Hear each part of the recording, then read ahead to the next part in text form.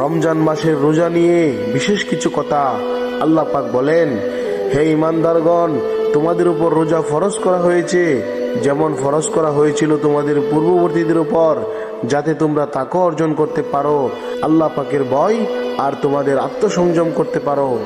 রোজার প্রতিদান আল্লাহ নিজ হাতে দিবেন।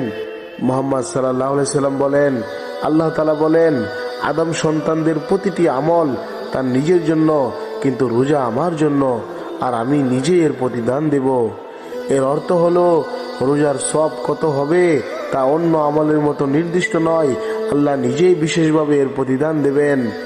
আল্লাহ নবী সাল্লাল্লাহু আলাইহি সাল্লাম আরো বলেন, জান্নাতের একটি দরজা আছে যার নাম হচ্ছে রায়হান।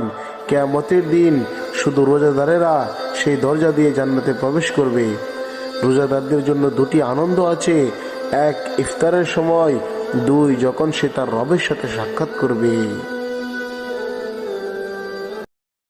রমজান মাসের রোজা নিয়ে বিশেষ কিছু কথা আল্লাহ পাক বলেন, হে ঈমানদারগণ, তোমাদের উপর রোজা ফরজ করা হয়েছে যেমন ফরজ করা হয়েছিল তোমাদের পূর্ববর্তীদের উপর, যাতে তোমরা তাকওয়া অর্জন করতে পারো, আল্লাহ পাকের ভয় আর তোমাদের আত্মসংযম করতে পারো।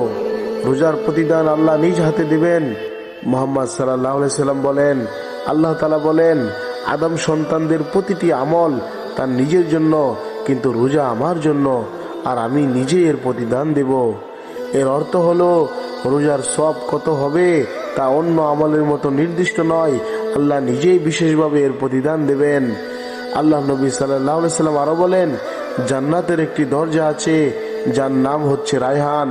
কিয়ামতের দিন শুধু রোজাদারেরা সেই দরজা দিয়ে জান্নাতে প্রবেশ করবে। রোজাদারদের জন্য দুটি আনন্দ আছে, এক ইফতারের সময়, দুই যখন সে তার রবের সাথে সাক্ষাৎ করবে।